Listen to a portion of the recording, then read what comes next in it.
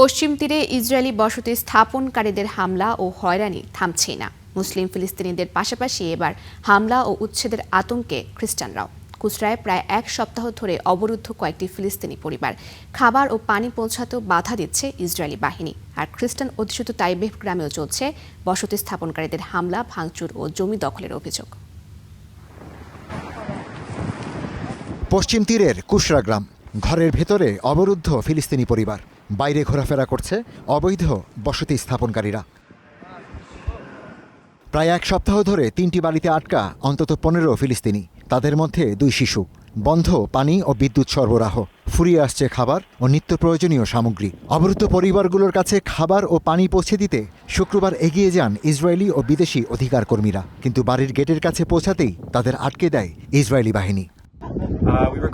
আমরা গেট পর্যন্ত পৌঁছাতে পেরেছিলাম, কিন্তু সেনারা আমাদের থামিয়ে ক্লোজড মিলিটারি জোনের আদেশ দেখায়। অথচ বসতি স্থাপনকারীরাও এই আদেশের আওতায়, তারপরও তারা সেখানে অবস্থান করছে। আমাদের চলে যেতে বাধ্য করা হয়, তবে আমরা দরজার সামনে খাবার ও পানি রেখে এসেছি। অধিকার কর্মীদের অভিযোগ, অবৈধ বসতি স্থাপনকারীদের সরিয়ে দেওয়ার কথা থাকলেও তা করছে না ইসরায়েলি বাহিনী। কুশরার বাসিন্দাদের অভিযোগ, বসতি স্থাপনকারীদের সরিয়ে দেওয়ার বদলে অনেক সময় ইসরায়েলি বাহিনী তাদের সুরক্ষা দেয়। বাড়িতে ফিরতে গেলেও বাধা দেয়া হচ্ছে। আমার এখানে একটি বাড়ি আছে, কিন্তু আমি সেখানে যেতে পারি না। আমরা বাড়ির দিকে এগোলেই বসতি স্থাপনকারীরা গাড়ি নিয়ে এসে বাধা দেয়। জানুয়ারি থেকেই এমনটা চলছে। এখন তারা বাড়িগুলোর মাঝ দিয়ে ভেড়া নিয়ে আসছে।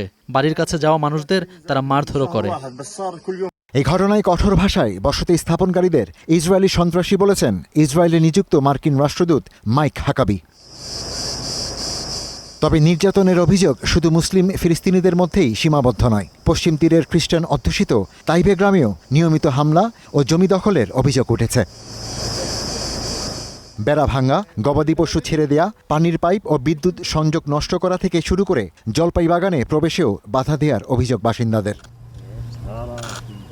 জাতিসংঘের হিসাবে ২০২৬ সালের প্রথম ৬ মাসেই পশ্চিম তীরে বসতি স্থাপনকারীদের ১,০০০-এর বেশি হামলার ঘটনা ঘটেছে। ক্ষতিগ্রস্ত হয়েছে ২ শতাধিক ফিলিস্তিনি সম্প্রদায়। হামলা ও উচ্ছেদের কারণে বাস্তুচ্যুত হয়েছেন প্রায় ২৫০০ ফিলিস্তিনি। মুসলিমের পাশাপাশি খ্রিস্টান ফিলিস্তিনিরাও এখন নিজেদের ঘর ও জমি হারানোর আতঙ্কে আছেন। Ishtiaq Hossain, star news.